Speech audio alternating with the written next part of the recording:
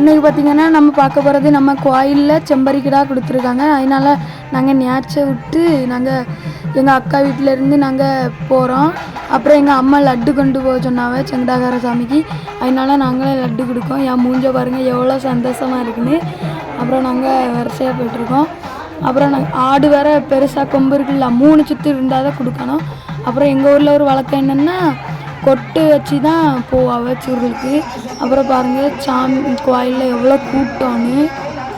அப்புறம் சாமிக்கு அலங்காரம் பண்ணிகிட்ருக்காங்க. அதனால தான் பெட்ஷீட் வச்சு மூடி இருக்கு பாருங்கள். அப்புறம் எங்களே போலே இன்னொரு வீட்டில் கிடா கொண்டு போகிறாங்க. செம்பரி கிடா எவ்வளோ பெருசாக இருக்குது பார்த்தீங்களா. அப்புறம் அது சாமி பூப்பந்தத்தில் சந்தோஷமாக ஆடுறதுக்கு அந்த பூப்பந்தம் படத்து.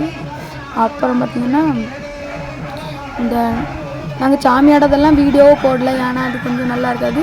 அப்புறம் சாமியை நாங்கள் இப்போ காணிப்போம் பாருங்கள். அதான் செங்கடாகார சாமி.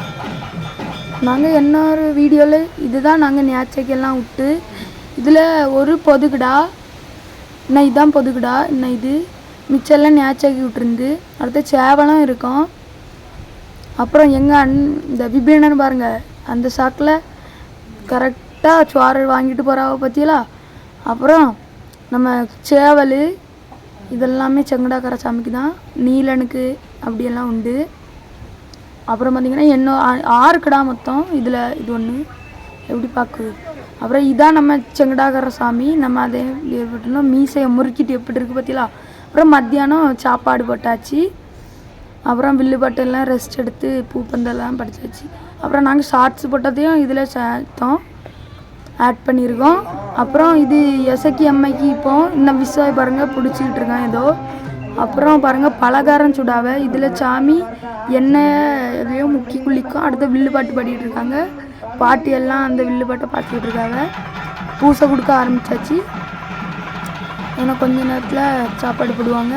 இப்போ பார்த்திங்கன்னா இவன் சாப்பாடு வாங்கிட்டு இட்லி வீட்டுக்கு போகிறான் பாருங்கள். அப்புறம் எல்லாரும் இட்லி சாப்பிட வராங்க. லாஸ்ட் மந்தியில் தான் என்ன சாப்பிடுவாங்க. அப்புறம் சாம்பார் சட்னி இப்படி வச்சு இட்லி. அப்புறம் பார்த்திங்கன்னா என்ன பாருங்கள் எனக்கு தெரியாமலே வீடியோ எடுத்துட்டாவ. அப்புறம் பார்த்திங்கன்னா நம்ம பிளாக் எண்ணாவும் வந்திருந்தாங்க. அங்கே இப்போ அவங்களுக்கு தெரியும். அடுத்த காலையில் இறைச்சி சாப்பாடு. அவ்வளோதான். அடுத்த வீடியோவில் சந்திப்போம்.